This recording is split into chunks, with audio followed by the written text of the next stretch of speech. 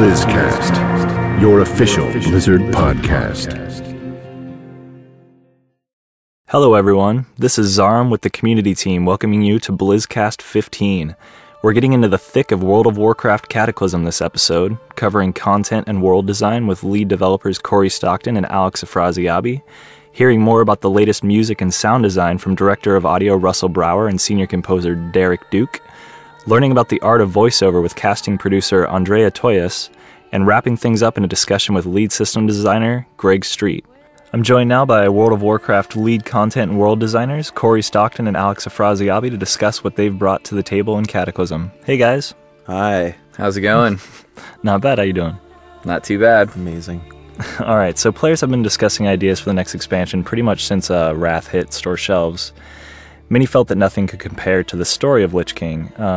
When brainstorming for the third expansion, how did the development team settle upon the storylines which will play out in Cataclysm? We, first to address the Lich King thing, it definitely occurred to us that Arthas and the Lich King were huge characters, and it would be very difficult to come up with an equally or more compelling storyline. But we still have a stable, if you will, of amazing characters to kind of pull from. So we'd been working on, the Deathwing story behind the scenes for a while and what he's been doing, because we knew at some point we wanted to bring him out. And it just so happened that this was the point. Something that we probably did really poorly, actually, in Lich King that didn't help our case for pushing this one out was the Obsidian Sanctum. That was kind of one of our initial tie-ins for this, because we'd been in the process of doing this one since Lich King release, so we knew exactly what we were working on, and we never really conveyed it properly through that storyline, and so it was more of a surprise, I think, than it should have been. The way content has been developed and presented to players has changed quite a bit over the years. New tools, new systems. How did you approach redesigning old zones in Azeroth to make them engaging for new and old players alike? I think, it's kind of hard to explain what we did specifically, because there were so many things we wanted to do to those zones. But I think first and foremost, we wanted to take the level of quality that we had in Northrend from a questing perspective and apply that back to all zones all the way back. And I think what ended up happening is, not only did we achieve that Northrend level, but I think we probably exceeded it in a lot of ways with things that players aren't really expecting. I think the big thing to us is that so many of those zones hold a nostalgic place for players because they spent so much time there. So for us, it was really important to go back and rework things so that they felt better from a quest perspective, from spawning, storylines, pretty much everything. But in the same vein, being able to keep a lot of that original hit of why people liked the zone. When we went back and redid Silverpine, of course it's got new Forsaken buildings and it looks different, but it's got that same vibe. When you go there, it's not going to feel completely different. And we definitely did that kind of stuff on purpose. So, we go around saying it's completely new, everything's going to feel different. And it will. From a gameplay perspective, it'll feel much better. But I think the nostalgia of WoW and original zones are still going to be there. Yeah, totally. And something else that we've, I think, commented on dozens of times in interviews, which is we've learned a lot.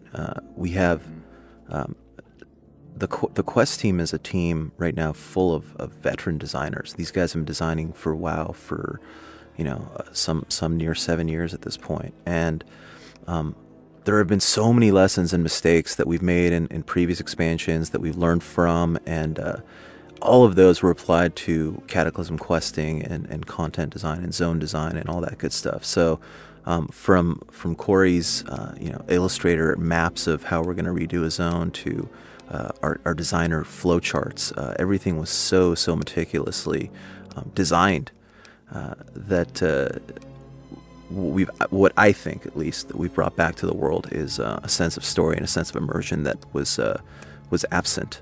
That in my opinion doesn't even exist in Northrend. Which Northrend, amazing as it may be, I still think that our Cataclysm zones and our revamp zones are way tighter. Sort of playing into that. So whether a player is creating, their very first character, or maybe their 20th character, how will that leveling experience from 1 to 60 differ in Cataclysm from the original experience? It's way more streamlined. Again, we've learned so much from designing for WoW for so many years. We're all not just veteran designers, but veteran players. We've all been playing since the very beginning, and from a player perspective, we know what we don't like, and we know we like to think we know what players don't like. I think we do a pretty decent job of that, and those things play a huge role in our design process there. Yeah, when you're thinking about re-rolling that alt, right, and you're working on this zone, right, the last thing you're going to want to do is put something in there you're going to, in any way, is going to think that's going to be crappy, right? Yeah. Especially because we're going to be doing this exact same thing that the players are doing. So that's the last thing we want to see either. And I think a lot of us here in the team have re-rolled so many times with different characters and gone through the same 1 to 10 starting experience, and then getting out into the world and going from there and deciding, well, you kind of run out at a certain point. You run out of options because you've done all of it. Right. And I think that's one thing we wanted to do here, is we really affected the flow is a big thing people are going to see that's different. The level changes that you see across the board, zones aren't the same from a level perspective anymore at all. You get dumped out in Barrens and you're looking at this, 15 level range zone, and it's gigantic. Obviously when we look at that, the first thing is we want to do something to make that better. So we cut it in half, split it into northern and southern Barrens. Right. And things like that. We started off talking about at BlizzCon last year that we were going to do selectively some of this stuff, to zones, maybe here, maybe there. What ended up happening is that, we got to a point where we didn't really want to leave anything out. Right. We had broken up all the zones into red, yellow, and green. We're only going to do this much. Somehow, being Blizzard, we thought we'd get away with that, which we didn't at all. We ended up basically touching everything. And I think a lot of that is from exactly what Alex was saying, that, we didn't want to be in that situation where you hit level 45 and then your 45 to 50 zone is nowhere near the quality level of like the 10 to 15 zone that you were in, right? So I think when we get to that point, we were just like, well, we've got to figure out a way to do something to these zones. Yeah, so. we absolutely made the time. I think ultimately what you're going to get from a re-roll or a new player perspective going through Azeroth in 1 to 60 is a highly enjoyable, highly immersive, fun, content-driven experience where, and I've seen this word thrown around a bit now on the forums and through fan sites and whatnot, and I think it does come off as effortless. I think you'll start your questing experience and your player's journey, and before you know it, you're 25 hours in, haven't had any sleep, and because they do carry you that well, like the progression and the flow is really, really tight. Right. So I guess it's in terms of more focused storyline in each zone, but then you also don't hit those random, I need to find another zone to go to because all of a sudden all the quests are too high level for me here. We tried to get rid of the hills and valleys, right? You want it to feel smooth the whole way through. And I think that was definitely one of the biggest goals that we feel like we've achieved. I think effortless is a great way to describe it. Yeah, it does feel effortless. And even in those zones, like one of the earlier complaints I heard is that the zones were too linear. And it's kind of funny because I think back to when we were doing the Death Knight area. The players are always, very concerned about well, what if it breaks, and I have to keep going back to that as like the, millions and millions of people went through the Death Knight starting experience, and that was the most linear experience you could ever imagine.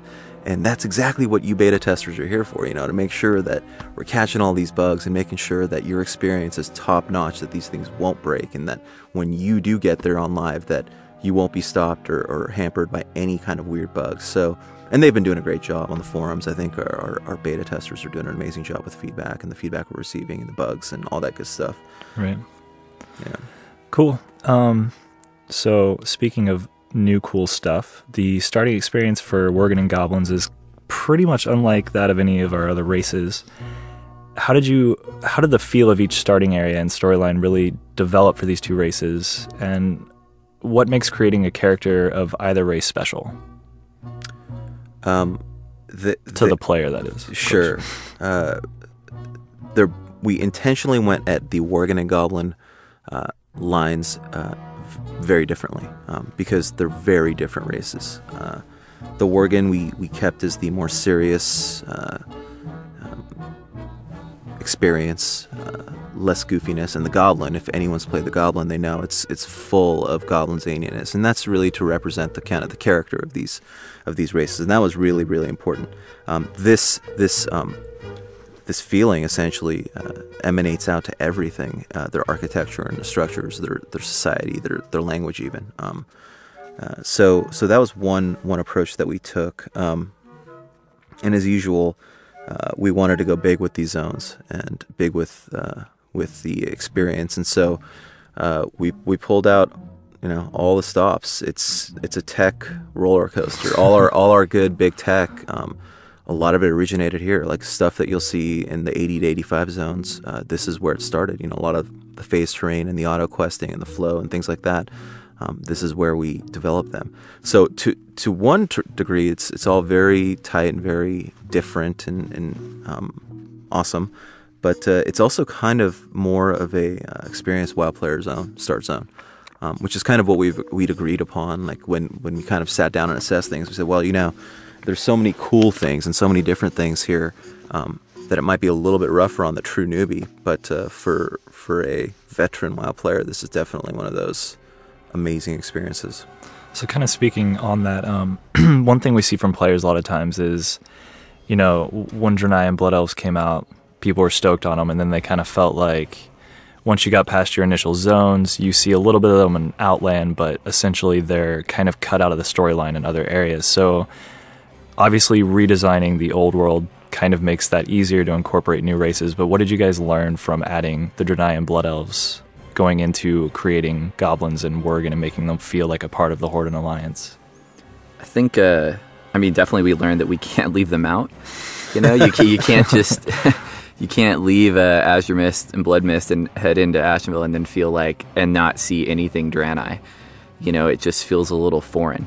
Same thing with the Blood Elf. You walk out of Ghostlands and it's pretty much the last Blood Elf tower you're going to see until Hellfire Peninsula, I think. Right. And I think that affected a lot of players because it feels like that experience is then kind of, it's separated. It doesn't feel part of the world as a whole.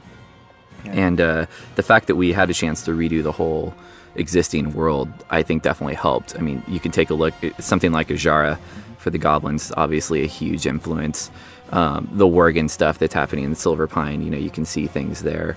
You can see it all throughout the world. And I think a big thing is that we had all these assets because we built those two zones first. We did Lost Isles and we did Gilneas. So the level designers basically had all of those assets while we were redoing the original world. So anywhere that we had a chance to use that stuff, they would work as close as they could with the quest guys and figure out a place that it made sense. Where can we fit this in? Where it makes sense. It doesn't need to look like it's jammed in, but wherever we can do it, where it feels right, let's go for it. So I think you're going to see a lot more of that here than we ever did, specifically with Burning Crusade. Absolutely. Yeah, I think Corey hit it. I think without the benefit of having to redo the entire world, it would have been a lot more difficult to get the Worgen Goblin coverage that we did. But I think this expansion hit it right. Cool. So moving on to the bad guys, Deathwing is pretty much, I would say, the primary antagonist. I don't think there's much argument there. But his rise does seem to rekindle or ignite a host of other conflicts in the world. I've played a little bit of beta. I know players looking to level beyond 80, they'll quickly discover that in the 78 to 80, or now 80 to 82 zones, Mount Hyjal and Vashir. Will you talk a little bit about the conflicts taking place in those two zones and kind of the roles players will play there as they shift into these new 80 to 85 zones? Yeah, totally. So we have the overarching Deathwing story, right? Deathwing breaks through the essentially the middle of the world, the elemental planes. He transcends them and cuts through what is the Well of Eternity in the Maelstrom and causes instability throughout the world. Essentially, shatters the world. So that's our big overarching hook, right? So we have that playing across every single zone. Every zone you hit will have some type of hit here. Secondary storylines that we have playing in every zone, Bashir, Hyjal, Deep Home, you name it, are the Horde Alliance conflict. This is something that we set out to do in Northrend with Lich King, and we had some definite success there, and we carried it through. We carried it through hugely through into Cataclysm. Garrosh being War Chief now, and Varian, of course, taking the helm as King in Stormwind. These are two boisterous characters, and they have their opinions on things, and they definitely butt heads. And believe me, they're both going somewhere. Hopefully, the fans will get to see that in a bit. But so the Horde Alliance conflict is another thing that you see all over the place. It's important to keep that up, that you don't end up in this weird position where something we used to do a lot of is the more hand-holding type events, which they're cool and they have a place, but the game had started becoming just all about joining forces and less about the actual conflict between these two diametrically opposed factions. And of course we have the minions of Deathwing and those that are subservient to him, the Twilight's Hammer and the Naga, by proxy of Ajara, are forces that you see in I think every zone in the 8885, plus you will see them all over the place leveling up in the new old world content. Huge things. And of course in the pre-sundering, pre-shattering events you see on PTR right now, you see all those doomsayers and all the crazy Twilight cultists and the cities being flooded and invaded. So there's quite a bit going on here. Kind of going off of what you said about the Horde and Alliance, obviously we saw the conflict increase throughout, the Wrath of the Lich King storyline with the whole Wrathgate cinematic. So now the threat seems almost more prevalent than ever, but they're fighting more than ever. So with the new leadership kind of taking over and the increased struggle, how is the relationship between those opposing factions affected? How are they planning to actually, defeat their enemies when suddenly they're not working together anymore? The threat's worse than ever. Yeah, they're getting their asses kicked. That's what's happening. I mean, I think so. It's just sheer they're out of options and they're just fighting everyone at this point. Or I think anytime that a treaty or truce is mentioned in fiction, something goes wrong. Strangely enough, someone tries to assassinate somebody, a fight breaks out, and this is I think common in politics. Is you do see this type of thing happen. I mean, probably not to this degree with magic and orcs, but so you're implying that this game is in fact fiction? I am implying that. Okay. I am Possibly. in fact implying that. But yeah, I mean, I think that the factions, the Alliance and the Horde, are in over their heads here, and I think it's going to take some doing to defeat Deathwing. They've only just begun, and they've got a long road ahead of them. I can't wait to see how it plays out. So kind of speaking more personally, what zones, including the revamped zones, dungeons, quest lines, raids, what are you guys really excited about in Cataclysm personally? It's a super tough question because so much has changed. Thanks, I try. I mean, honestly, the biggest thing for me is, probably the new class race combinations and starting a new character and playing through. Because we haven't really, obviously we've been working on it this whole time and seeing it and getting feedback, talking to people, played in beta as much as we can, which is, we're so busy, it's pretty hard to even do that. But it's looking forward to rolling that new character and actually playing through the experience as a normal player, earning all the rewards in the way you would taking a new profession and taking it up. It's just, there's so much system stuff that we're not even talking about here, right? That really goes hand in hand with the new world and the content changes, the new talent system stuff, getting your stuff at level 10, and I think just going back into zones again and playing them, but playing them from a whole new perspective. To me, that's probably the biggest thing, that's going to last only so long, and then it'll turn into raiding and getting back into the guild and the entire guild system and that stuff. But I think right off the bat, that's the thing I'm looking the most forward to. Yeah, totally. For me, I think huge ones. From a systems perspective, the guild system's big for me. I'm a big guild player. I love my guild.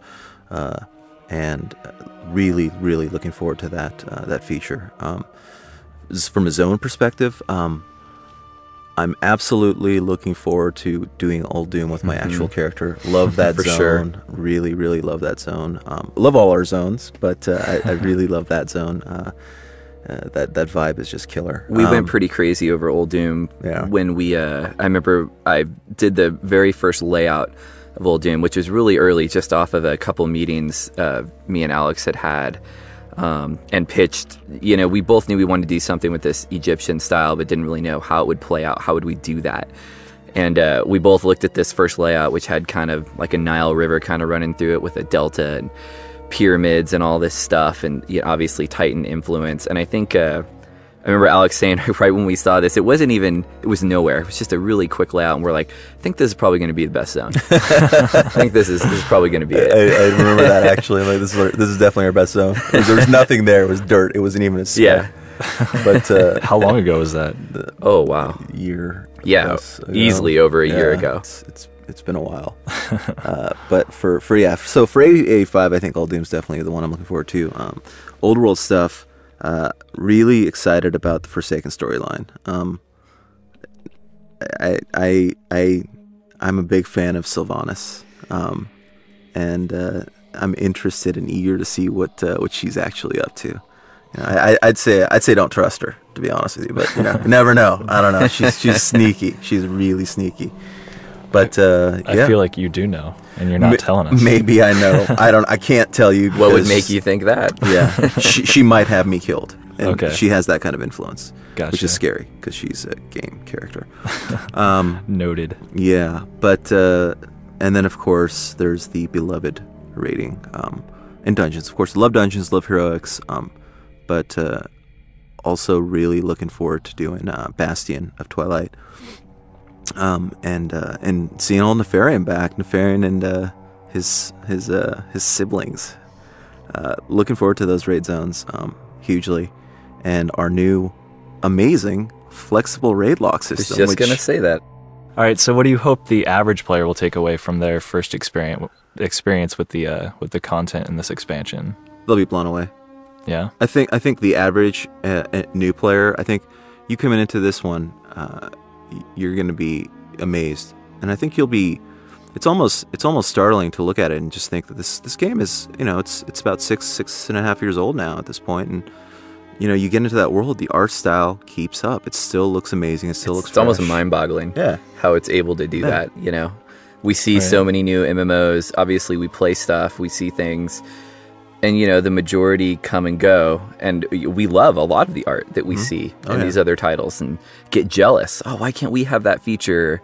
I want that. I want this. And then somehow we end up coming out with these zones that just look insane in this engine that we've been basically upgrading for this whole time. We're working off the same WoW engine. Yep. And I think like Alex said, for the average player that comes in, it's going to be pretty hard not to just be blown away. Yeah. I think there's so many things that are new, actually.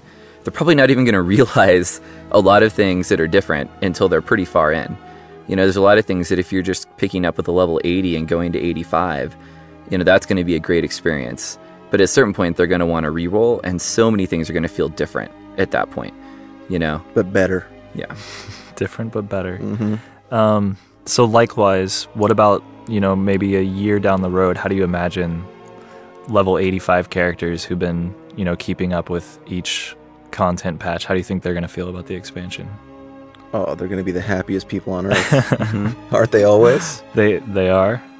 They're always happy. They're still... And their guilds might be max level 25 max level by guilds then, maybe? by then? Maybe. Exalted, maybe. Right? Hard to say. Possibly. Depends. All right, cool. Well, thanks, guys. Thanks for talking to me today. Yeah, thank you. No problem. Coming up next is Community Manager Nethera to discuss more about latest music and sound design with Director of Audio Russell Brower and Senior Composer Derek Duke.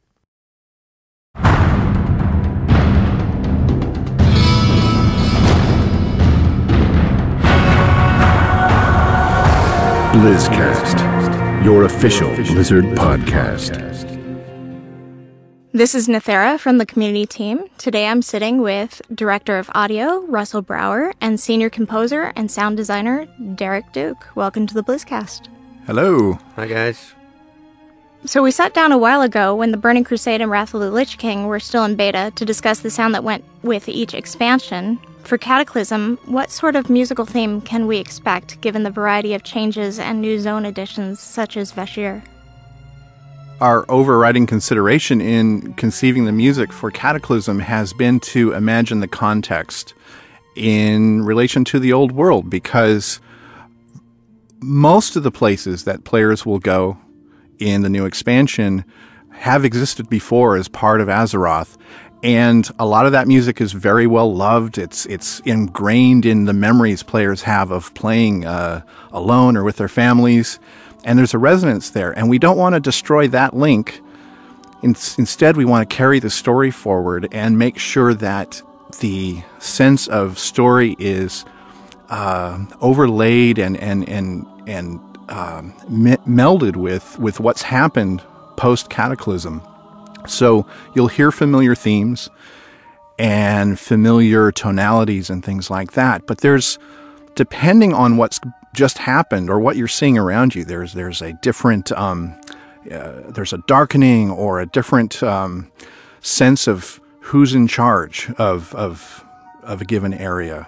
Sure. The colors have changed a bit.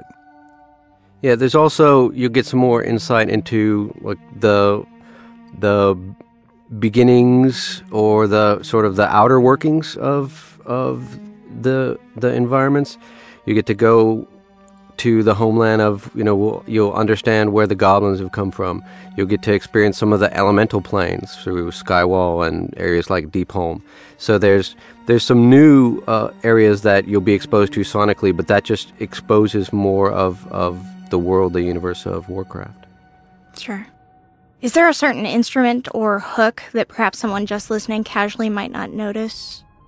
The world is such a big place that if we provided too much of a constant hook or sound, you would hear it so much. It might actually get distracting that you would hear it so much. So we've tried to be very judicious in how we're using these self-references, if you will.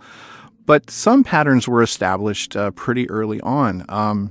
For instance, before we started writing music for the game itself, all of us who were on the composition team sat down and did, for the first time, what we called concept music, without really any direction other than maybe looking at some concept art or reading Christy Golden's first draft of her novel, The Shattering.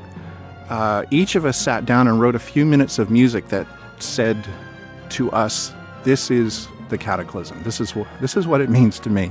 Right. And out of that came a lot of great ideas. And one of them, Neil Acree, who you may remember from having written the cinematic scores for both Burning Crusade and Wrath of the Lich King, he came up with a simple little 4-5 note motif for Deathwing.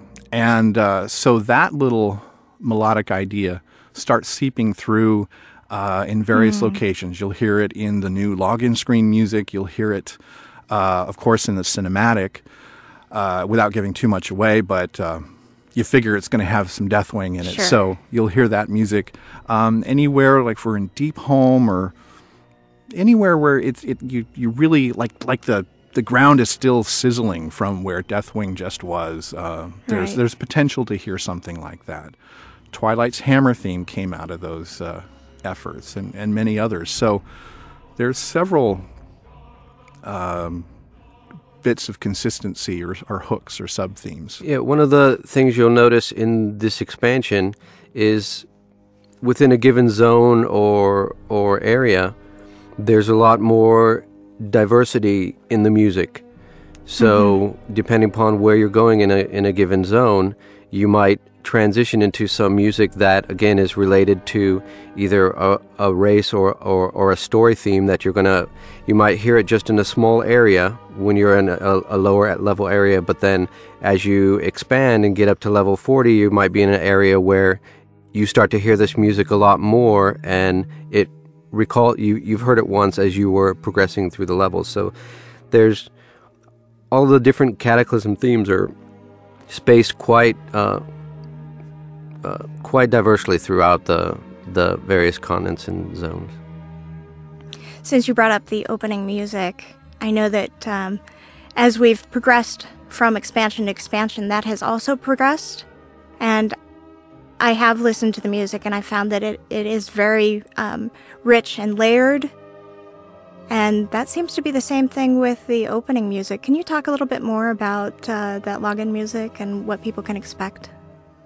The purpose of the login music has been to provide an overture and a background to show people who might be creating their first character and taking the time to read the descriptions and might spend more than 30 seconds in those screens just to log in. It's to give them a sense of what's to come and show some peaks and some valleys and some contrasts. And these are the dangerous sort of themes and the warlike themes, or the romantic or beautiful themes, and also show a cross-section of the entire history of World of Warcraft. So with each one, we've tried to include quotes from melodies that represent the original 2004 release, and Burning Crusade, and Wrath of the Lich King, and then a little something new from Cataclysm. So it's really meant to be an exploration through all those peaks and valleys and the adventures that you'll have, somewhat faction agnostic and race agnostic, so Sure. that there's a little something for everybody. And if for any reason, well, as Derek mentioned earlier, when you start to go through and level up, you'll hear some of those themes come back, and then on subsequent listenings, if for some reason you spend more than a few seconds in the login screen, that theme will come back and it'll suddenly have meaning and context for you, and it'll Right. take you somewhere. So at first listening, it'll just seem like a long piece of epic music, but on subsequent listenings over many months or years, it becomes the meaning becomes more personal. So I think that's the intent behind the Right. diversity in the music, and the reason that it's pretty long and explores a lot of different moods. I was going to say it's a journey, but it seems like it's a much longer journey than we've had before. About how long are we looking at for the opening?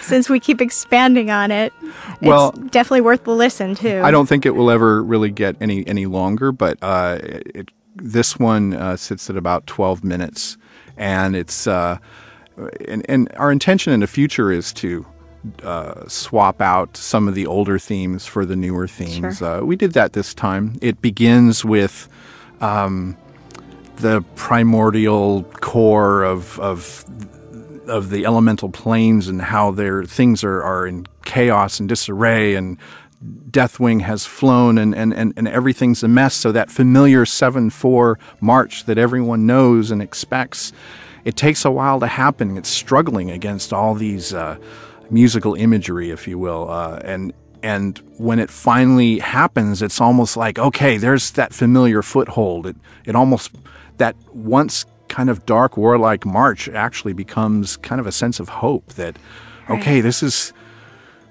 still the world we know, and then it progresses to the more beautiful and romantic themes, and takes you on that journey.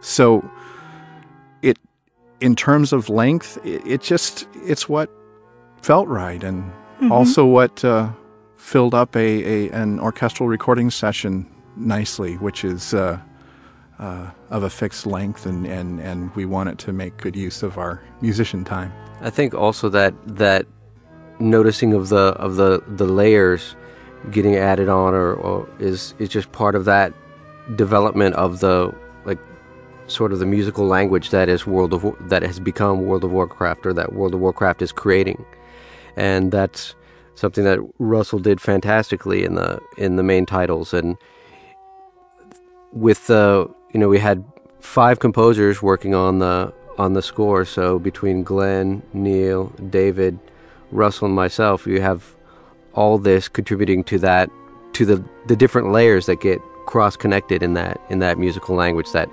continues to develop and is sort of culminated in the main title each time. I definitely think that people need to take the time when they first log in just to listen to it, that's for sure. So I have to ask, what's your favorite piece? Your personal favorite piece from this new expansion? I certainly had the most fun working on my music for the goblins. Using the pitch percussion, the marimbas and xylophones, and then incorporating the whistling, because they're very, they're workers, they're a little playful, as well as being, deviant and whatnot. So it was a chance to kind of go in a direction I don't normally go to in the Warcraft universe. So that was pretty satisfying for me. For me, one of the zones I ended up working on was the Dunmora, all the snowy zones from around where Ironforge is and the regions you're back beyond. In the snow. Yeah, and I wanted to something that plagued us when we were working on Wrath of the Lich King was, how do you say cold and snowy and not just go to some cliche, and so faced with that again in a way, what did it for me was I ended up writing a piece called Cold Mountain. At least that's the working title of it, and at the time I was writing that, a beloved family pet, a cat who was 19 years old when she ultimately passed away, she was in her last days, and I just took some of the emotion that I was feeling and put it into that space as I was writing the music. And I think what came to pass then was, people don't need to know how I came to write it, but if they get a sense of the emotion in it, then it's become a little more than a piece of background music. And so for that reason, I'm really proud of that one. Right, something they can take into their heart. Mm-hmm. Mm-hmm, absolutely. So this one's for you, Trudy, the cat.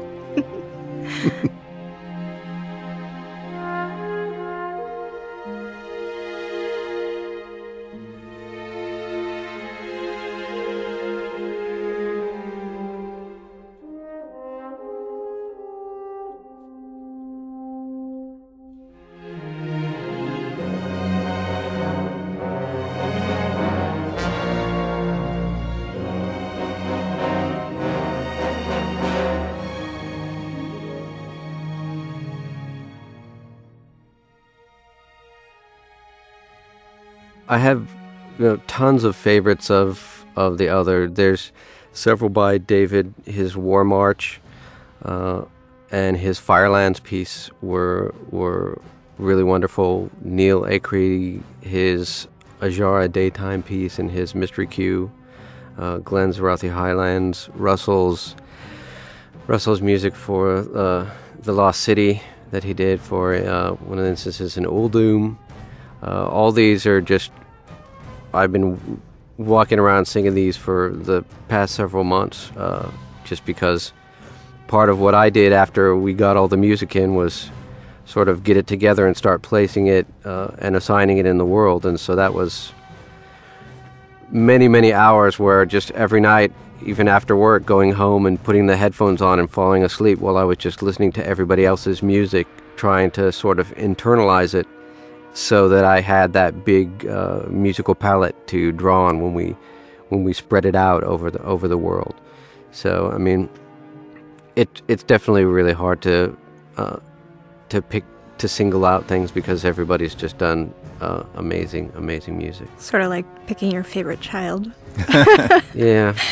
I have to also just chime in on Glenn Stafford wrote, Derek mentioned Arathi Highlands, also Western Plaguelands. Just the names belie the beauty of the music. It's so cool. And then David Arkenstone wrote a series of pieces for Highjaw, in particular Nordrasil, the World Tree, and he really succeeded in capturing that same vibe that I think is so important in World of Warcraft, that you get a sense of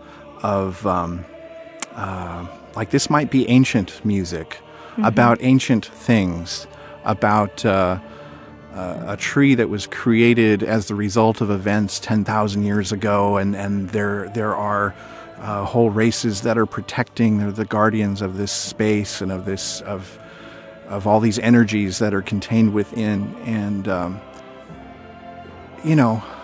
the song is worth so many thousands of words, and I can't say enough. You just have to hear it. It's beautiful, moving music, and it really adds a lot to the soundscape of Cataclysm. So what aspects of Cataclysm inspired you the most for the soundtrack? Was there anything that kind of stood out for you as, wow, this I've got to write for? Well, speaking for myself, the inspiration always comes from a combination of the gameplay and early on the concept art. For many weeks, if not months, the concept art and hallway conversations with the designers on the World of Warcraft team are all we have to go on. But it's a lot. It really helps, and this stuff gels for a long time in our minds and becomes the inspiration. And then ultimately, when we get inside the game and start looking around, these areas and events and the stories, they just speak to you. I also, I mentioned earlier, I read Christy Golden's The Shattering book, an early draft. Which is not out yet. A long time ago. And, right. And it really helped ground me in the depth and breadth of what's going on in Azeroth, and what's Thrall doing in seeking to commune with the elementals and figure out what's tearing Azeroth apart, and what are the druids having to do to, as we say in our soundtrack titles, restore the balance. Right. All that informs our composition. Yeah, from the concept art to the gameplay too, like Russell mentioned, the lore. I know there's a balance between all of that and then what works in the context of the game. I know my gut reaction when I first started flying through, especially a lot of the older areas that had been, torn up and hurt by the, there was a real sense of sadness, because these are places that, I grew up questing in those places, all of 5-6 years ago. Yeah. Oh, when my wife was pregnant, we were over there and this and that. And all these, I remember getting a screenshot of the two of us up on the, up on the dams of Loch Modan or whatever. Remember watching the moon rise? Yeah. And a lot of these places are just completely, they're destroyed or they're turned upside. They're not the same places anymore. So there was a real sadness at look what's happened to my world, as but then balancing that where there's a lot of new alliances and there's a lot of other things happening, and some new beauty too. We can't just make it all about personal feelings. So there's a lot of things to explore and allow us to sort of express ourselves and find the way to help the story along. So I wanted to move on to the sound design, because you had mentioned having to kind of layer things in, and what I wanted to find out a little bit more about is how the sound design fits in with the music and vice versa, because it can be very easy for one to overtake the other. And I know that if that underlying sound beyond just the music, if that goes away, you very much notice that it's not there. And one of the things that I noticed from even within the beta is that it seems richer to me than anything we've kind of done before. So how do you kind of marry those together? The ambient sounds are very carefully considered by us and in context with the music, and also as a standalone. And Jonas Laster and Derek and myself spent, I don't know how many weeks, coming in really early in the morning, spending about 1 to 2 hours, listening to every ambience that had been created for literally both major continents and all the new zones, and critiquing and making notes for changes and things like that, because that's the one thing that plays all the time. I mean, the music comes and goes, and Right.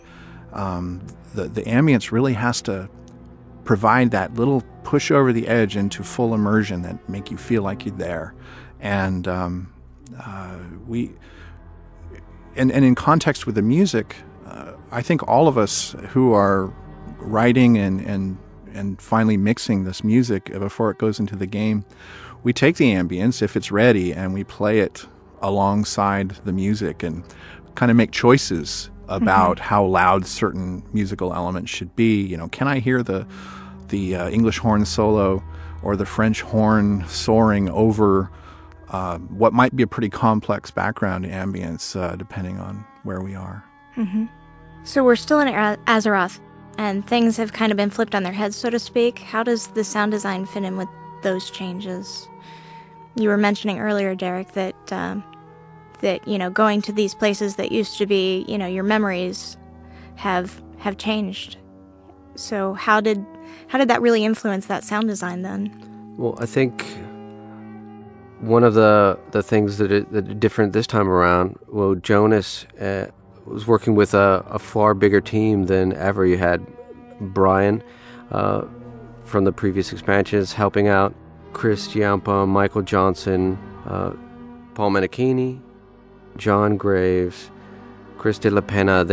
We had far more hands on the project than ever before, because there was so much to do, not just in the newer zones, but also in the old world with so many new things happening. And they, of course, were pushing it to a new level, trying to incorporate other concepts, not just about what the sound was, but the fact that everything had to do with the elements. So if something was related somehow to one of the elements, there were sonic elements of water into anything that had anything remotely to do with water, or fire, whether it was a lamp or a new campfire or something that drew from some sort of fire-based recording or elemental source. So there's a lot of the conceptual things that have found their way into all the sonic landscape in the new expansion. We've all seen movies where, like in the case of, say, Fire, the fire is so important to the plot of the movie that it's almost a character in and of itself. So the sound design starts incorporating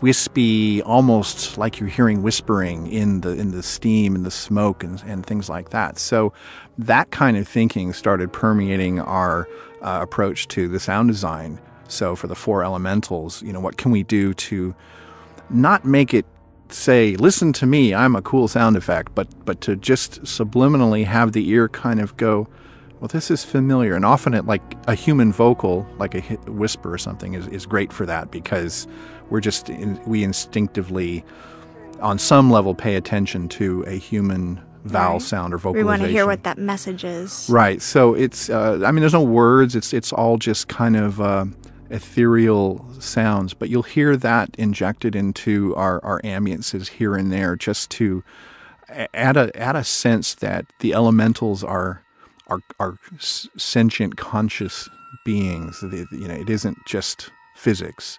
In Azeroth, everything is alive on some level. Right. So I wanted to find out a little bit about sound design when it comes to certain monsters or characters. You mentioned, of course, the kind of characterization of the elements, but what was the most interesting or even challenging to create of any of the new creatures that have been introduced into the expansion?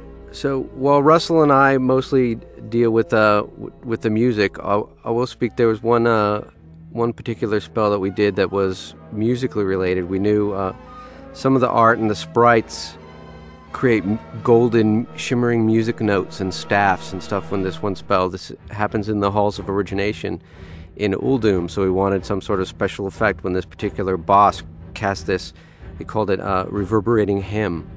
So it's something that happens, and so took some sound effects and some electronic pads, and then I took some choir music that Russell had recorded for Uldum for the Lost City, sort of related to the Tolvir and whatnot, and cut that in and processed that. So while he's casting this and keeping this buff on you, and you're seeing these golden music notes, it's a very specific sort of musical sound effect, rather than just the other music cuts out, sort of creating it's a more musical sound effect rather than just a spell effect. Are there any surprises that players should keep an eye out for? One of the most talked about and yet little known sounds is still the throne room in Lordaeron.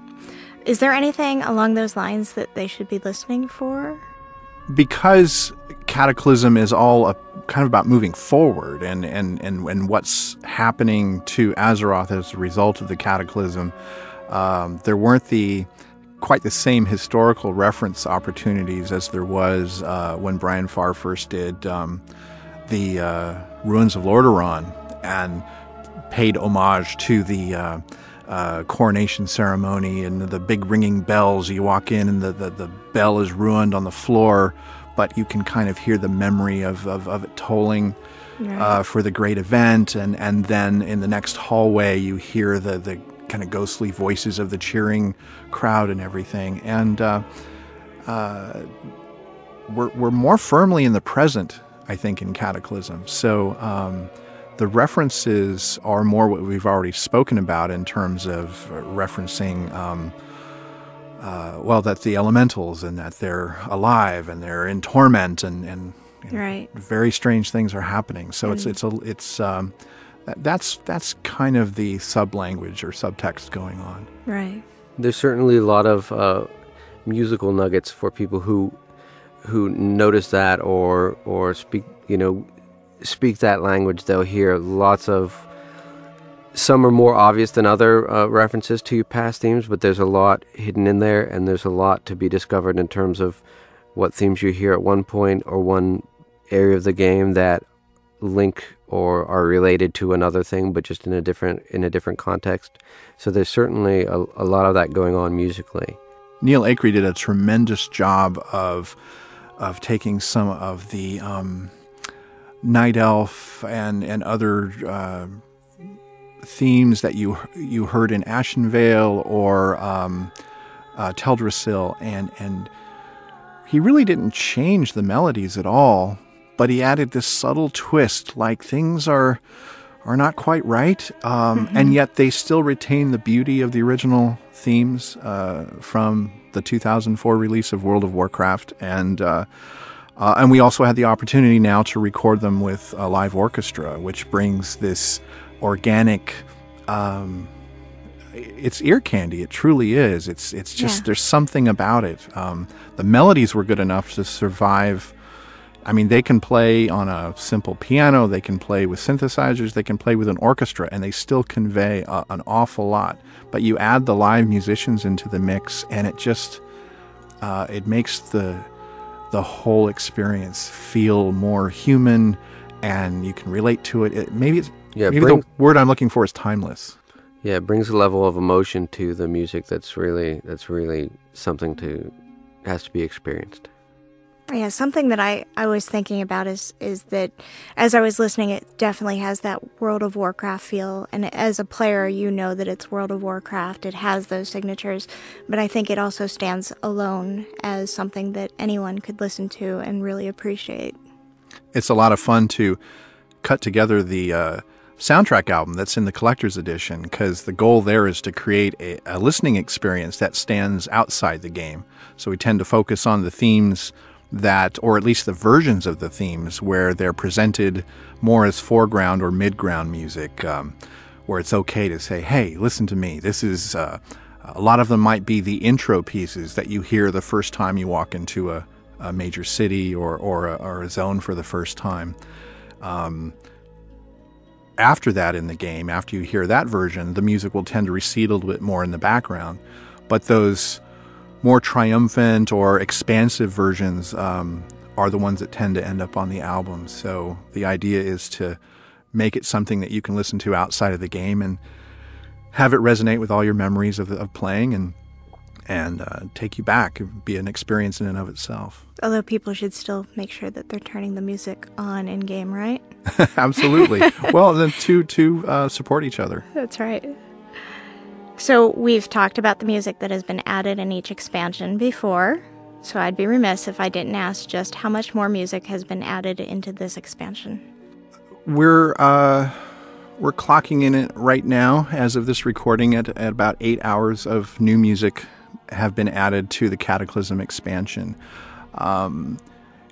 And that's actually pretty much on par with what we added in terms of minutes to Wrath of the Lich King. But it's not really about how much, it's about the appropriateness and the quality. And Cataclysm is so big. I mean, it affected so much of the world that there isn't enough disk space and bandwidth in the world to really put the variety of music that one would be tempted to put in everywhere. So, in keeping with about the same amount of music, what we've tried to do is be very judicious and have a real intentional combining of the old music that everyone knows and loves with the addition of the new music, and have the two interplay. And again, parts of it will feel familiar and parts of it will feel new, and as a whole, it's like all of the music, in fact, in the game has become our palette now. Because if you add it all up, the amount of music in World of Warcraft is something like 36 hours, and this big treasure trove of music is what we can now draw upon as we find maybe there's a little corner and the Twilight's hammer is tucked over there, and they're doing something. We've got a selection of cues that we can draw upon to help just paint in that color. And same with all the races and There seems to be something for everybody. And just so everybody knows, there's no music has been removed. There's any of the music you know and loved. It's still in there.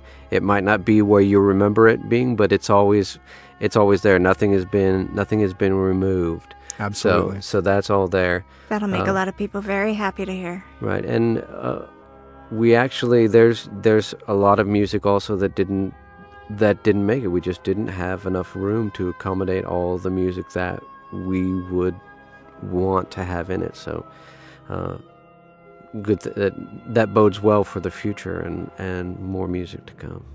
I don't know how you're going to top this one. All right. I'd like to thank Russell Brower and Derek Duke for taking the time to talk to us. I look forward to hearing more in the game. It's our pleasure. Thank you for having us. Yeah, thanks everyone. I'd like to hand things off now to Community Manager Lylira. Hello everyone, this is Community Manager Lylira, and I'm joined today by a very special guest, casting and voiceover director Andrea Toyas, to discuss the incredible voice acting our players will get to experience in World of Warcraft Cataclysm. Hey Andrea. Hello there. How are you doing? I'm doing good. I'm excited to be here. I'm excited too, so let's get started. This is the first BlizzCast episode in which we've really had the opportunity to explore how the characters of World of Warcraft are given their voice. Mm-hmm. Can you describe what all goes into the recording process? For example, what sort of preparation was required to set up each recording session? On average, how long did the sessions take? And how are the voice actors introduced to their characters? Lots of really, really good questions. World of Warcraft, well, I'll start by saying I do get the pleasure of working on Diablo, StarCraft, and World of Warcraft. Mm-hmm. The way we approach World of Warcraft is unique because our creatures are so unique. World of Warcraft is all fantasy.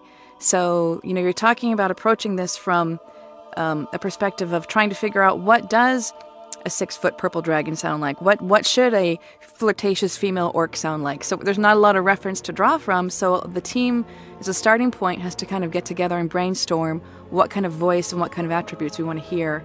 We hear it in our head, but how do we articulate that? And how do we decide what a dragon should sound like?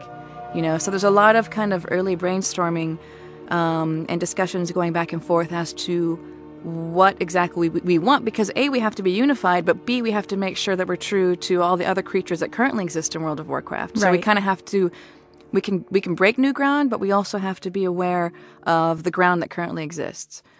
On average, how long do the sessions take? Really hard to say, you know. There are so many different kinds of characters and so many different scenarios. You know, our lead characters, let's say our player characters, we're introducing new worgans and goblins. Those sessions could be 4, 5, 6 hours. There was an 8-hour session that we did for the male worgan. So obviously the characters that you hear more in the game are going to take a lot longer because we're going to spend a lot more time making sure every read is right.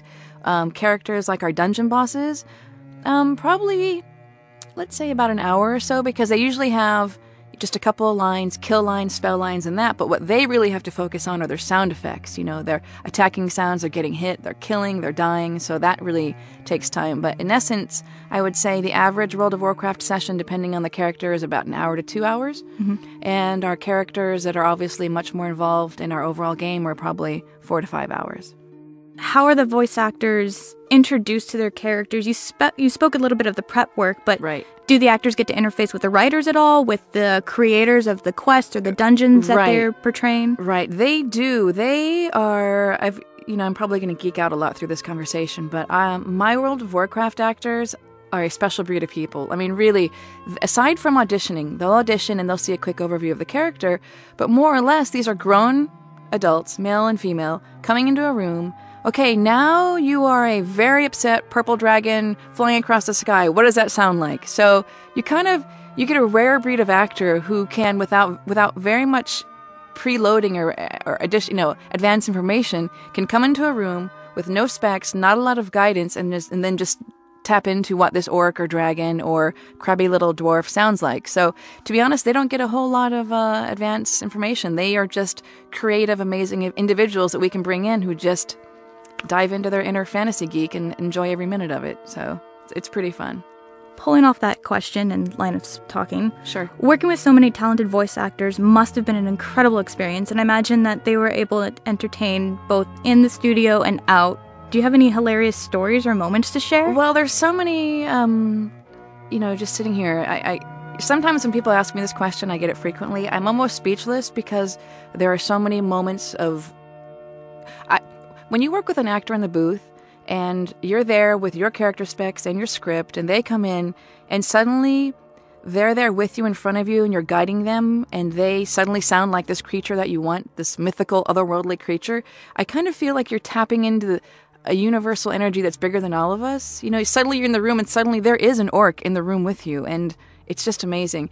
And there's so many great moments. One thing that it was really exciting for this chapter, which I'll kind of throw in here really quick, this chapter of World of Warcraft, is the fact that before all of our casting and recording was done here in LA, but for Cataclysm in particular, we really wanted to kick it up a notch and find new talent, new energies, new voices, and we went to New York.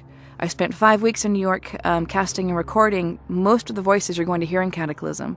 So a lot of great moments for me, for example, a lot of Broadway actors voiced characters in this game. A lot of the lead roles were epic, really talented Broadway actors.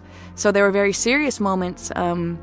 For example, there is Prince Liam Greymane, who is one of the Worgan royal family, and he has to do this kind of Braveheart epic speech.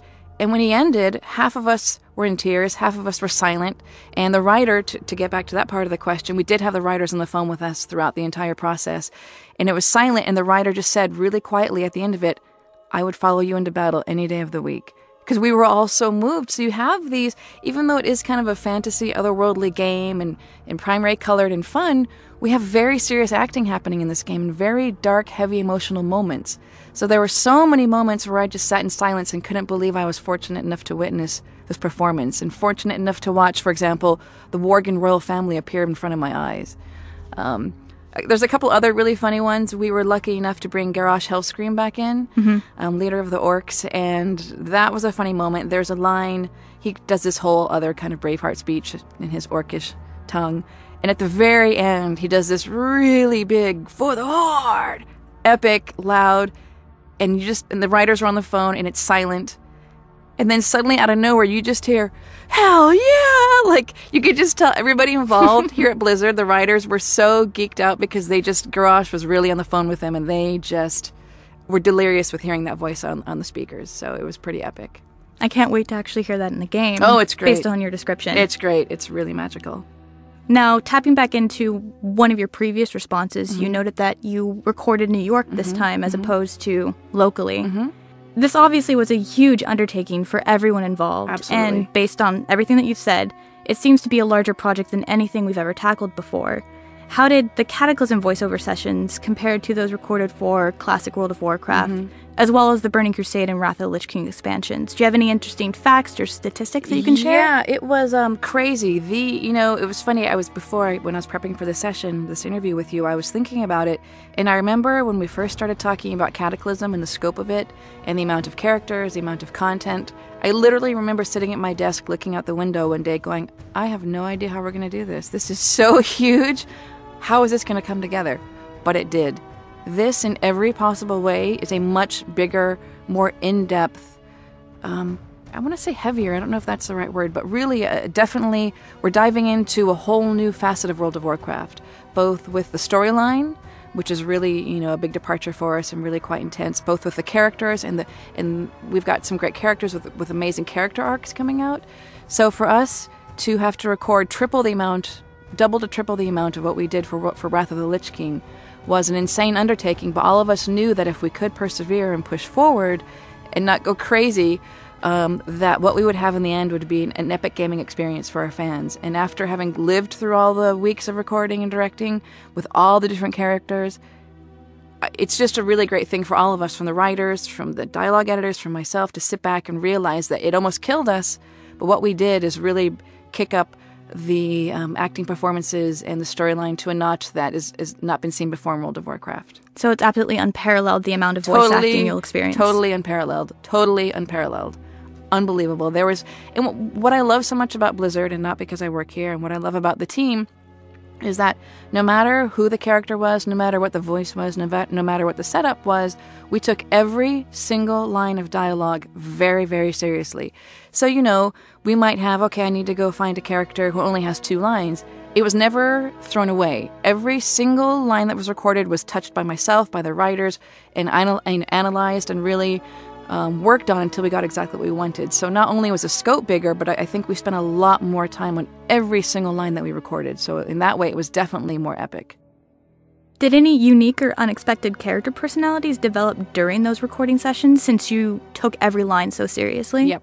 There were 2 characters/actors that really... Well, let me put it this way. It's one thing when you are working with a team and creating the character specs, all right? You're writing out what you want, what the voice is going to sound like, da-da-da-da-da. You've got the artwork.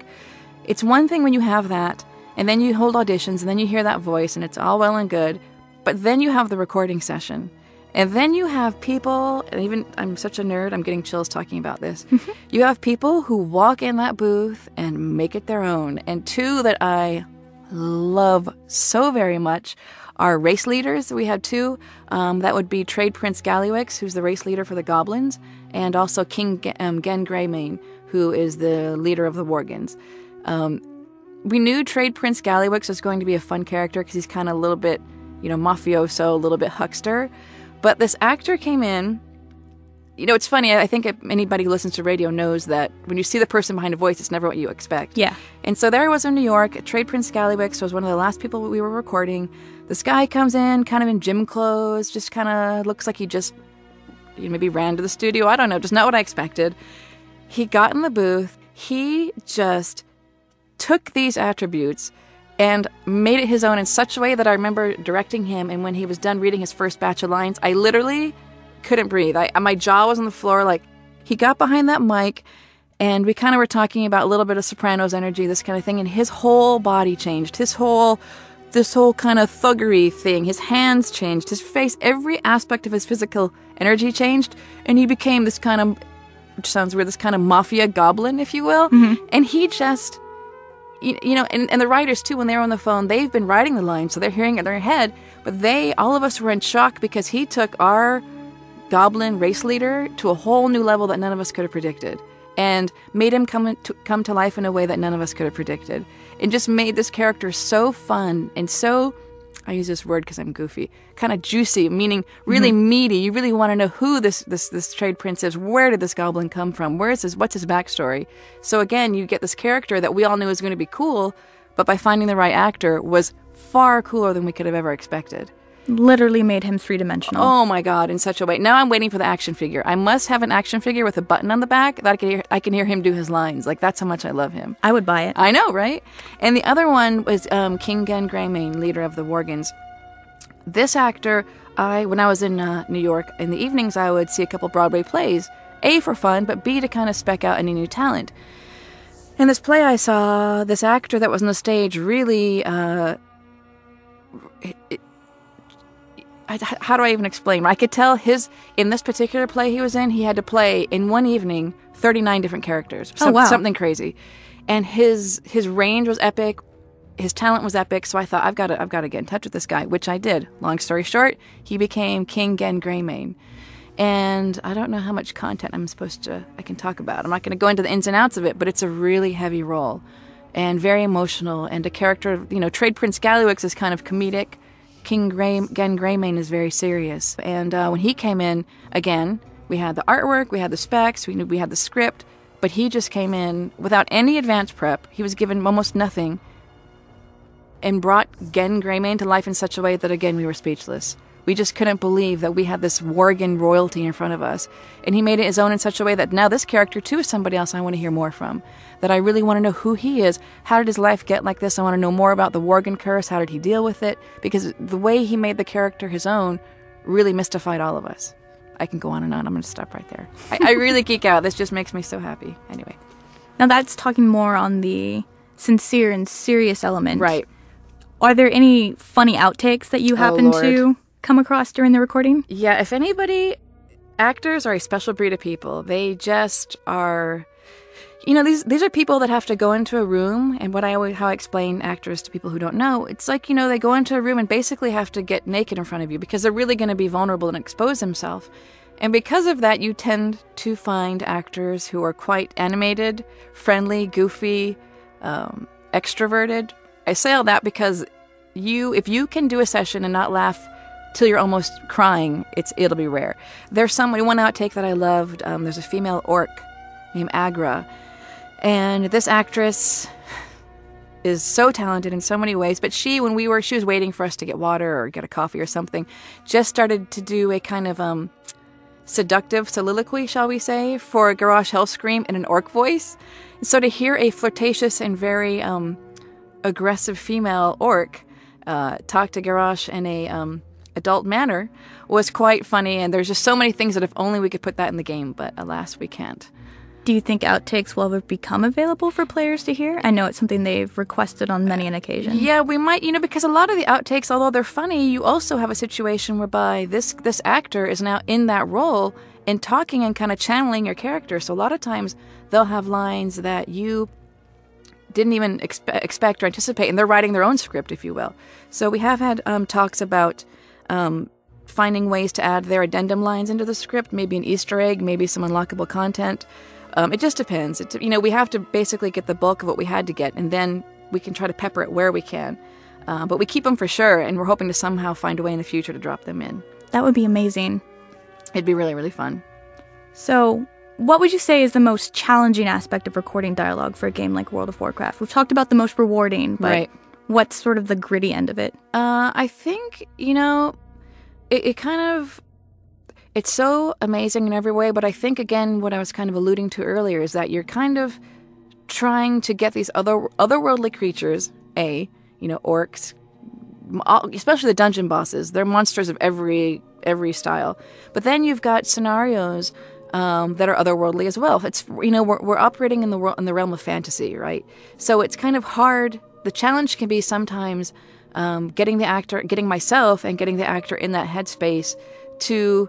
It was funny, the recording for Cataclysm was so intense that I felt that I was living more in the World of Warcraft, as talking about orcs and dragons and these things as if they're totally real, because you get so immersed in it that it feels more real than my real life at some point.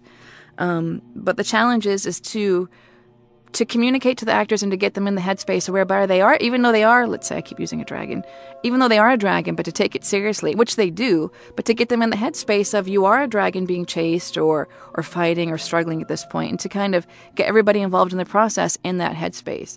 It's easier, if you're recording human characters and human scenarios, one-to-one human conversations, that's one thing. But when you're in a completely fantasy realm, it's another thing. So I think the challenge is to really make sure that we hit the notes just right, get the energies just right, and really make it a believable scene for all involved. So what sort of things have you learned from the Cataclysm recording process that you have or will be taking with you into recording for Heart of the Swarm, Diablo 3, and perhaps future World of Warcraft projects? Right.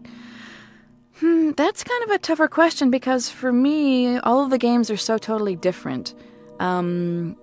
I think that what I'm really finding, because right now, so we finished obviously StarCraft, I'm wrapped on Cataclysm, and now I'm already in Diablo territory.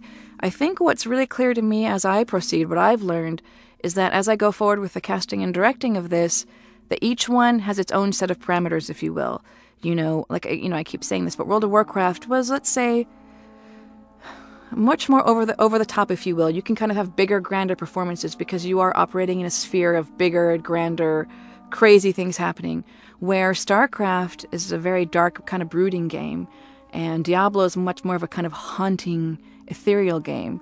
So I think what I've really learned is especially through Cataclysm, because it really did take over my life for quite some time, is to really realize that each game has its own unique voice. And, I kind of knew this before we started Cataclysm, but it really kind of highlighted to me that it really drove home the world in which World of Warcraft exists and what its needs are. It's almost as if each game, I think for all of us involved, is like its own unique person, its own unique individual with needs and wants and so forth. So it really drove home to me the fact that, it's not just, I'm doing voice casting or voice directing or voice recording. It's not this one general swipe across the board. It's that with each project, it's its own person, and it has to be treated uniquely and individually.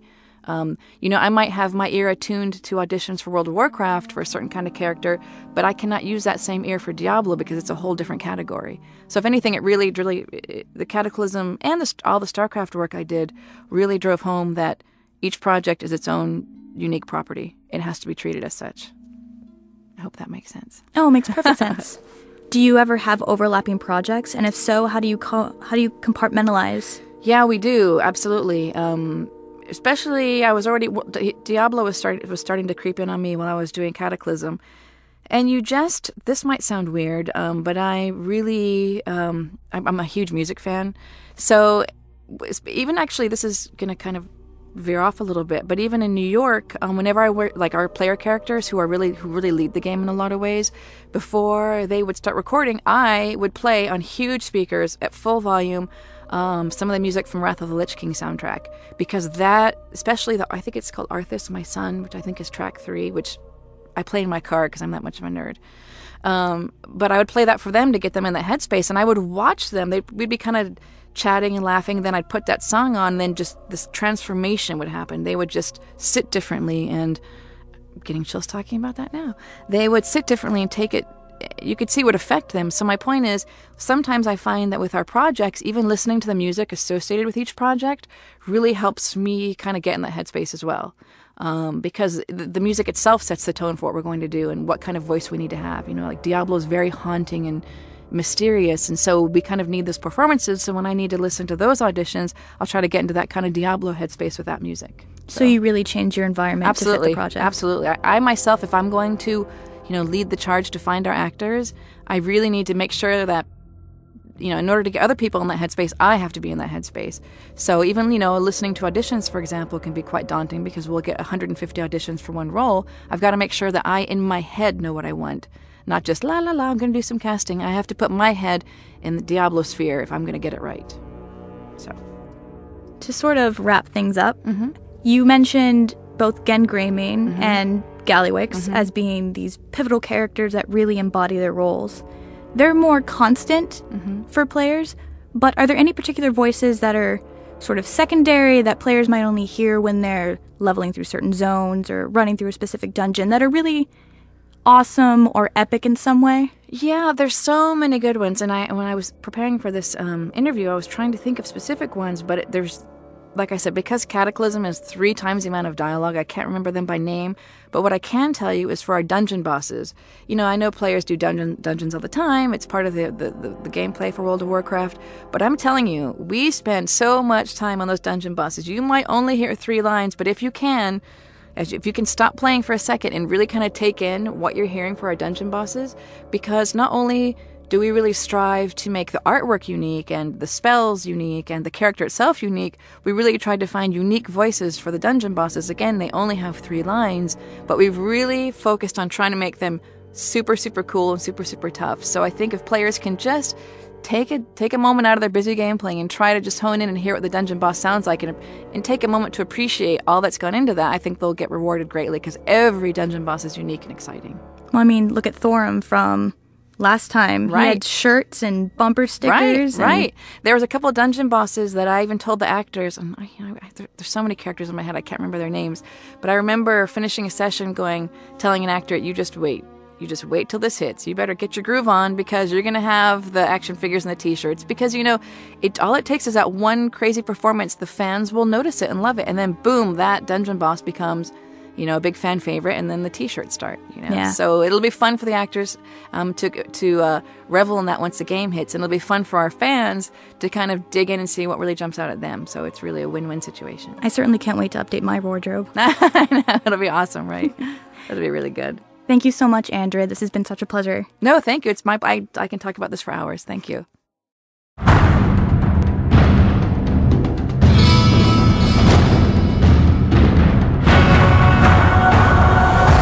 BlizzCast, your official Blizzard podcast. For our next segment, we're here with Greg Street, lead systems designer for World of Warcraft and all-around gentleman. Greg, how's it going? It's awesome. Perfect. We have a slew of questions for you today, so I'm just going to jump right in. In addition to shaking up Azeroth's landscape, Cataclysm is also introducing a host of class and systems changes. What do you feel has been the most important of these changes, speaking strictly from a character level?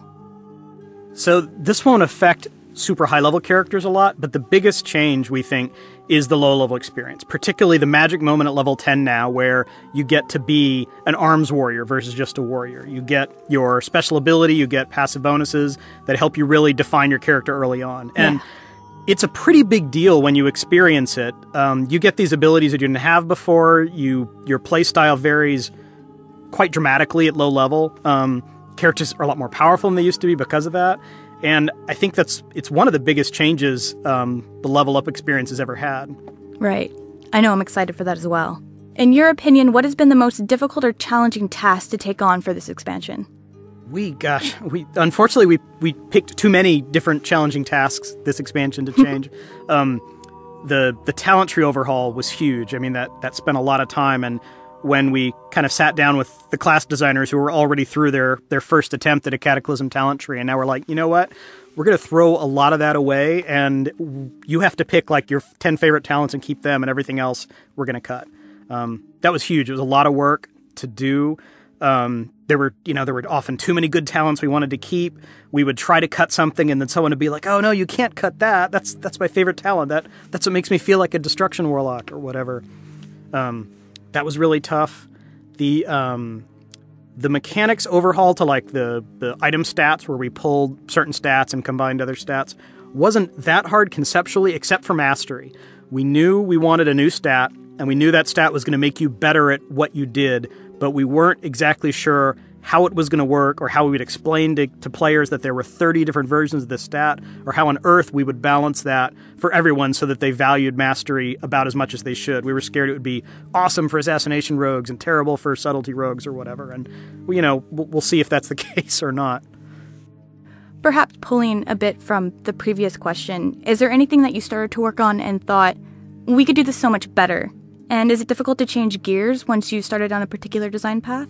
I can give you two examples, something that worked well and then something that didn't work well. The talent trees worked really well. We were really nervous about it, but as we got into it, it got to be really exciting. I mean, it was easy to look at a talent tree finally and kind of decide how to build your character without necessarily having to go online or trying to realize, hey, is that haste talent, is that good or is that not good compared to this other talent I have to give up to get it? So I think that was something we all rallied behind really quickly and kind of understood how it would work. It was still a lot of work getting it finally done, but we could see the light at the end of the tunnel. On the other hand, something that we had not yet come to a great solution on were the relic slot or even the ranged slot for a lot of characters. You basically have hunters care a great deal about the ranged weapon. It works fine for them. On the other hand, they don't really care about their main hand weapon. Then you have rogues and warriors who don't care about that weapon a whole lot. It's like some nice stats or whatever. Used to be back in the day, they would use ranged attacks. Nowadays, warriors have heroic throw and rogues have deadly throw and fan of knives and things like that. So they care a little about the stats of the ranged weapon. It's not nearly as big a deal as it used to be. And then we have wands, which back in the day, you would use your wand to level up, and that was like, the pro thing to do. Never cast a spell, just use your wand instead. Exactly. Which we thought was terrible. So we basically don't ask casters to use their wands anymore. So wands are also kind of pointless. And then we had these relics, which were like, okay, everyone gets, according to their spec, they get a relic that when you cast Rejuve, it gives you a bonus, or when you cast Bloodstrike, it gives you a bonus. And I think the grand dream of those is that you would tailor your playstyle to like, oh, I'm a Rejuve casting druid, I'll take that one as opposed to the Lifebloom one. But in reality, you pretty much get one per tier for your guy, so if it's a good one, awesome. If it's a spell you like to cast, you're in good shape. If it's a spell you don't like to cast, it was terrible. So we just got to this point where those relics were pretty much just, hey, have a passive stat buff. It's going to be up on you almost all the time. The relics we ended up with were Cataclysm aren't even class or spec specific anymore. It's just kind of like hey, here's the healer relic. It has a nice gem socket and gives you some stats you want. I think ultimately we're not happy with that whole slot. If we had acted on it a little earlier, perhaps the right call would be just pull it and say that everyone has a weapon slot. For hunters, it's a ranged weapon. For paladins, it's a melee weapon, and just design there. But we struggled with that, and we've struggled with that for years, and I'm not sure we still have a good solution to that. It's just kind of one of those annoying, rough edges we'd like to smooth over for players. Is it something that you're going to try to improve as Cataclysm goes forward? I don't know. That's a big change at this point, because we'd have to yank existing items from players. That may be more of a 5.0 level thing. But it's definitely, it's one of those long-term, hey guys, we've eventually got to come up with a better solution here, because the one we have just feels a little weird. Yeah. Icky is the word we use a lot. It feels icky. So in game design, you need to keep track of the past, what's been done, the present, how things are now, and the future, including plans for change. How hard is it to keep track of all those iterations, the things that have changed and the things that still need to change? Oh, I would say it's almost impossible. Particularly near the end of Cataclysm, when we have one build on PTR, which is not necessarily the same build that's on beta, and then players are concerned about the level 80 experience with the talent tree changes, and then also what the level 85 experience will be. So I catch myself all the time thinking about an ability and forgetting, we changed that 3 months ago, or, oh, everyone knows that X ability works this way, and you realize that the ability hasn't worked that way for 2 years because we changed it back in the day. We don't have a great system for going back and looking at old data. It would be really hard to do that and kind of keep it straight. Oh, it was build 13468 where we changed the way Vindication worked. But it's tough. You kind of rely on collective memory a lot. And the players are very quick to point out when you screw up or say something that's been changed, and then they use that as ammunition that you clearly have no idea what you're doing and should be fired immediately from your job. Yes, they are fact checkers. We can go back, and dig through the history of a particular spell or item if we really need to figure out what it worked. But it was more of what was the philosophy? And while Blizzard has fairly low turnover as game companies go, we do have some turnover. So you're always I wish I knew what this dude was thinking when he made this potion this way. What was he trying to get at here? You don't necessarily can't ask him, and he didn't put annotation in. I made this potion MP5 instead of Spirit for this reason. So, we definitely have WTF moments where what was this dude thinking? Why does this talent work that way? Let's just change it. But, we rely on collective memory a lot. And like you said, the players are great fact checkers when we get it wrong. Yeah. So speaking of our players, Currently, there's a perception that, as World of Warcraft continues to evolve, classes and characters are becoming more and more simple, both in terms of gameplay and character customization. The community frequently credits this to our desire to make certain aspects of the game more accessible. How would you combat this perception, and are there any upcoming changes that might help address this concern, changes that players may not already be fully aware of? So, a couple of different things. World of Warcraft's been around for a long time now. We went back and looked at the number of bosses we have in the game, and the number's gigantic. It's over 100. I took a guess once at how many bosses we had, and I was off by like half. And players constantly want to see new things. They don't want us just to keep recycling the same encounters over and over again. And so the encounters get quite complicated. And at the same time, the classes are getting more and more abilities. Every time you gain a couple of levels, you gain a new ability, to where a lot of classes can't even fit all of their abilities on the standard action bars we give you.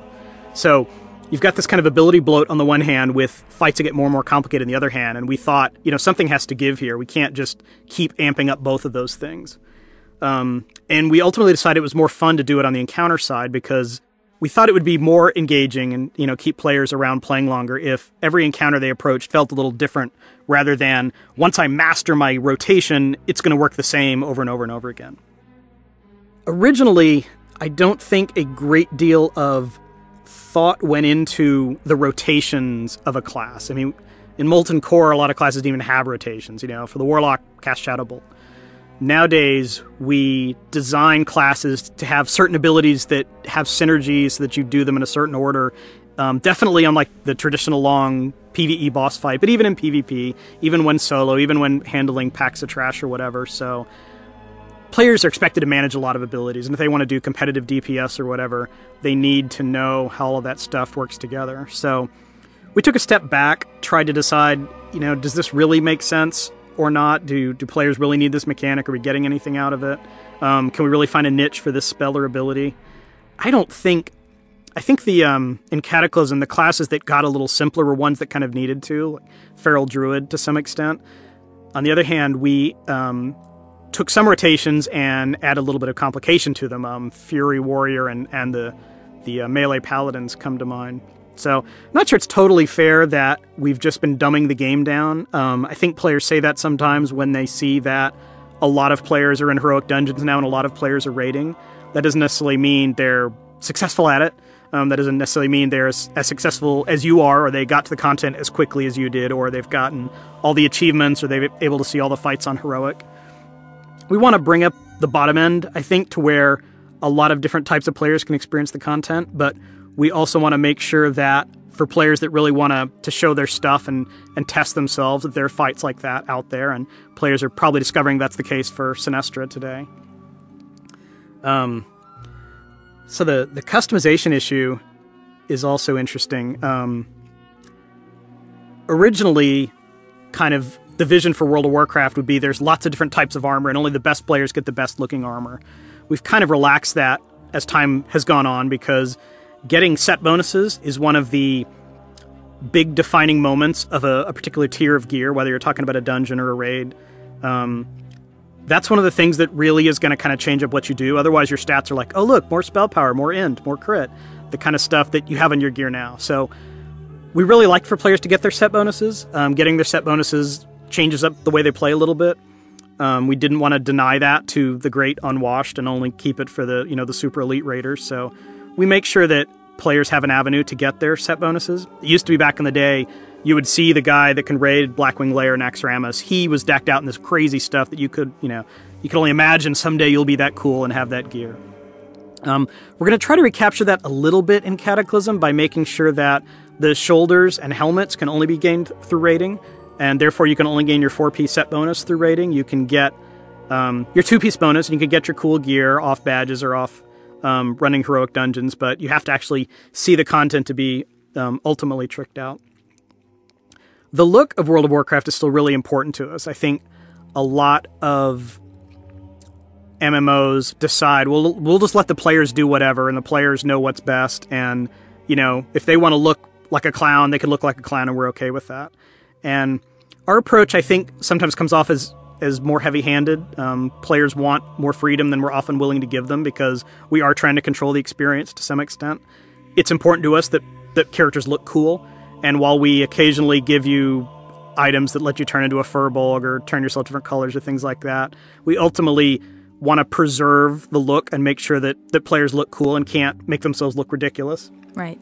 If we had a way to vet the way players would look, no, you can't use that color dye with that color dye because you'll look silly. An approval process of sorts. Yeah. I mean, that's just kind of beyond the scope of what we can do given the size of our audience. So we understand it's important for players to distinguish themselves. We try to do that a lot through the companion pets you can get.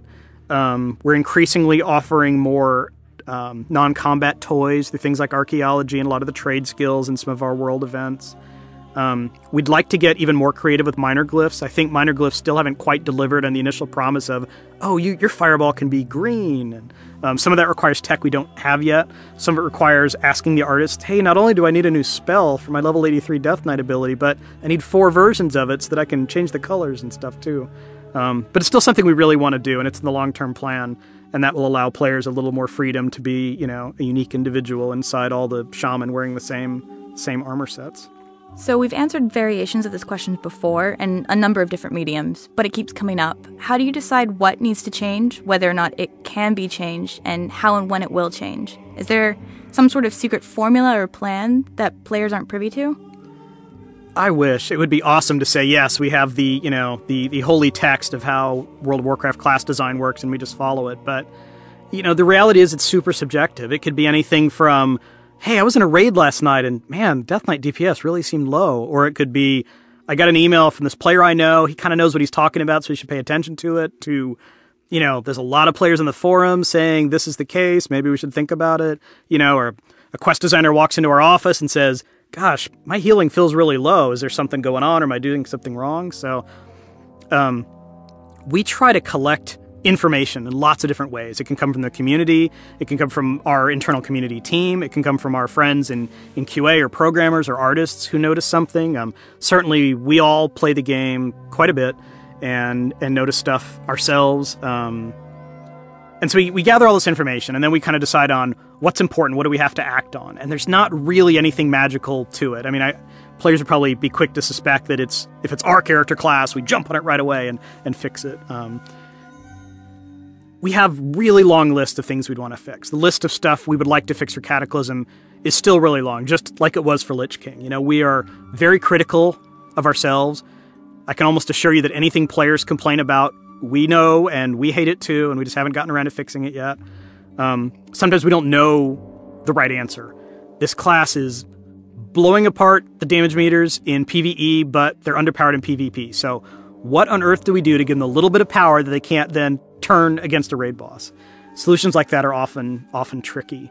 Trying to think of other examples where sometimes it's just a technical limitation. We're like, it would be great if this ability worked one way for, Affliction and a different way for Demonology, and a talent changes that. And there are a limited number of things talents can change right now. We could ask programmers to give us more, and usually they will, assuming we're not, asking them to divide by 0 or something that's going to crash the servers. But sometimes that tech takes time. Sometimes the changes, it's very typical designer experience dealing with programmers that what seems like, that's trivial, it's a 5-minute fix. It's like, this is 3 months of work for our best guys, and, they'll require tons of overtime and people to peel grapes for them and things like that to keep them happy.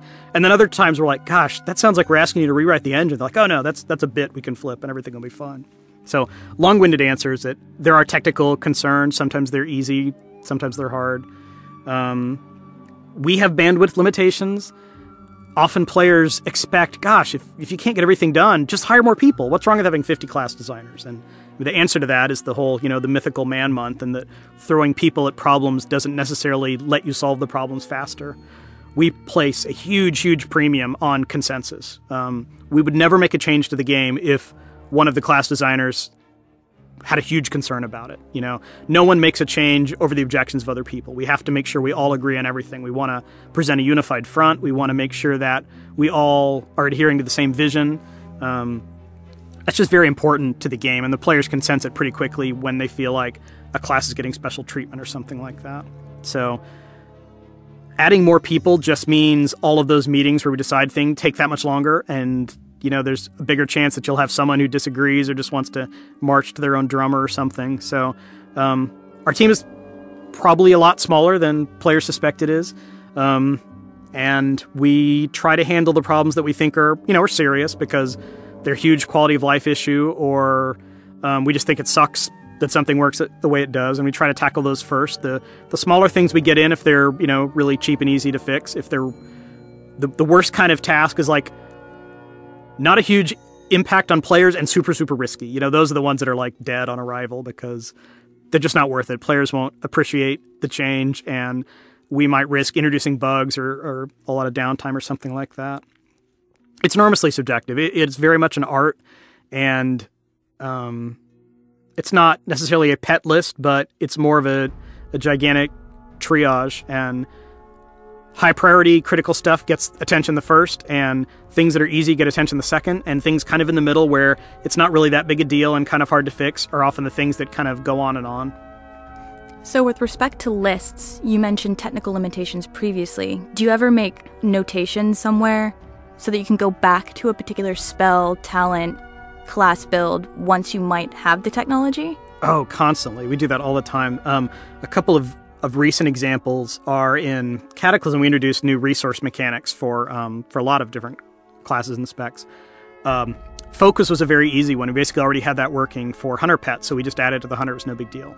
The Warlock required a completely new system. And initially, we were handling that just through spells. We can do a lot just through different spell effects. Almost everything in WoW is driven by spells, whether it's quests or item procs or set bonuses. Everything in the game that lets us interact with the world, designers handle through spells. So we can do a lot that way, but we found as we were trying to get fancier and fancier with soul shards, and then again with Paladin Holy Power and with the Druid Eclipse Bar and even with the Shadow Priest Orbs, we found that we needed an actual robust system there. So we had to build basically this new concept, which was power bars for the game. So different classes can have different power bars, and now it's pretty easy for us to tweak those. But we had to actually build a system. Another example are the way mounts work.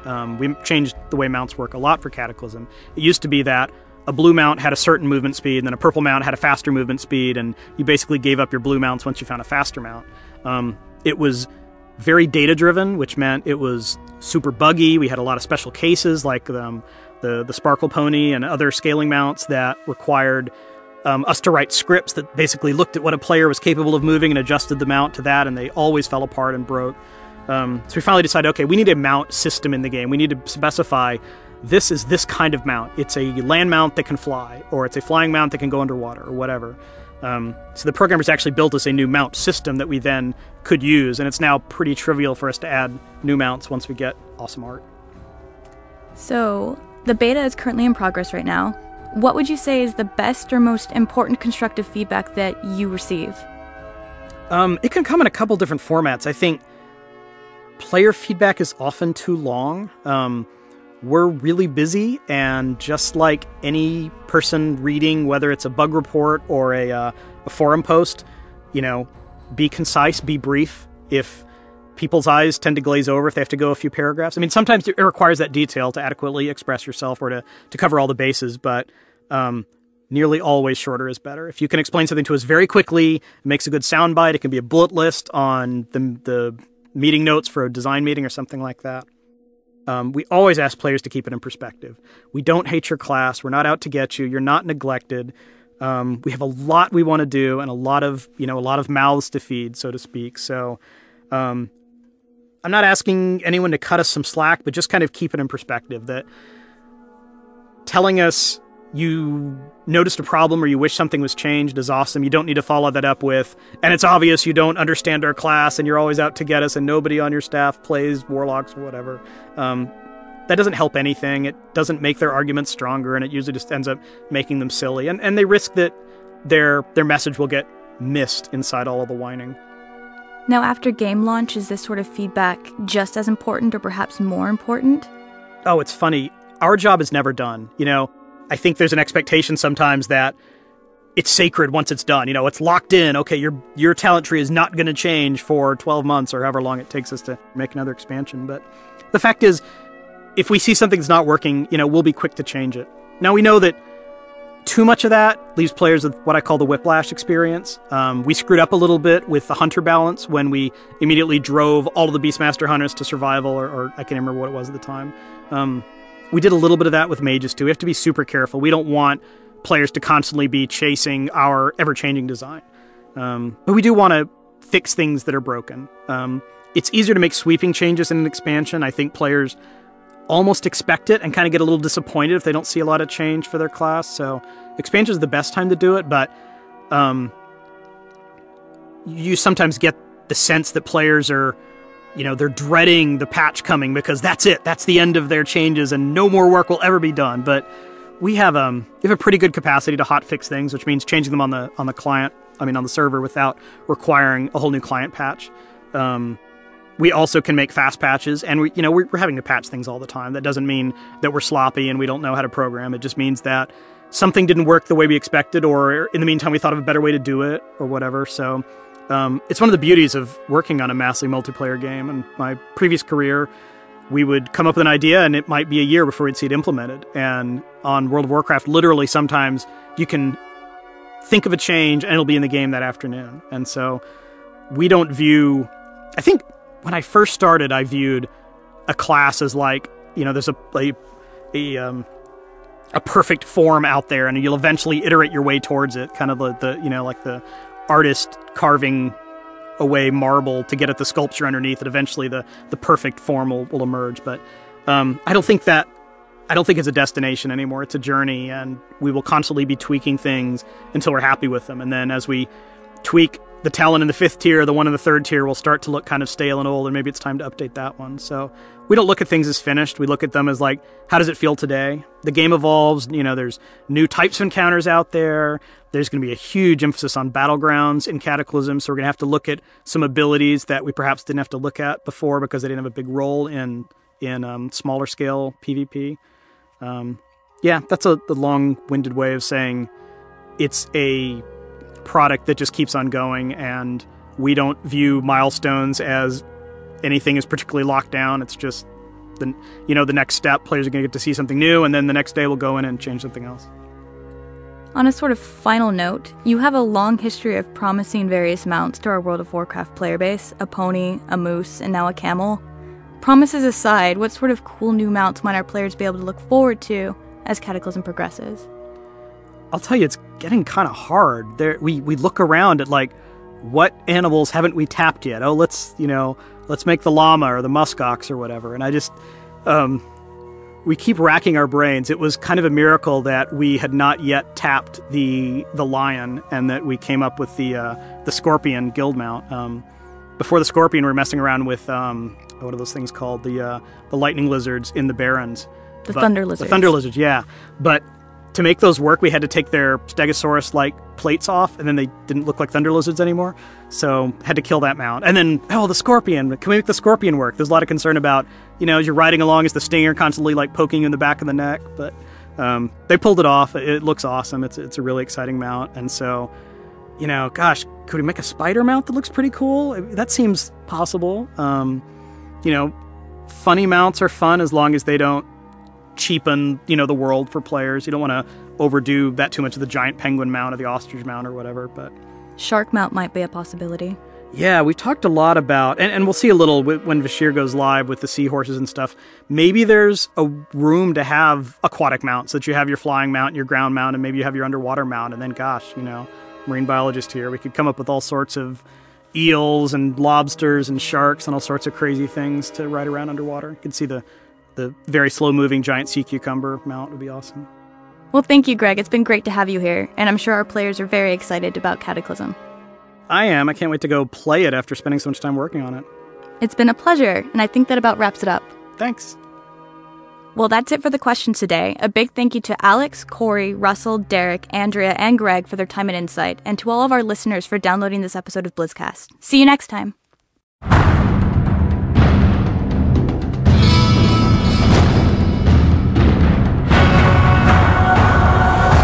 BlizzCast, your official Blizzard podcast.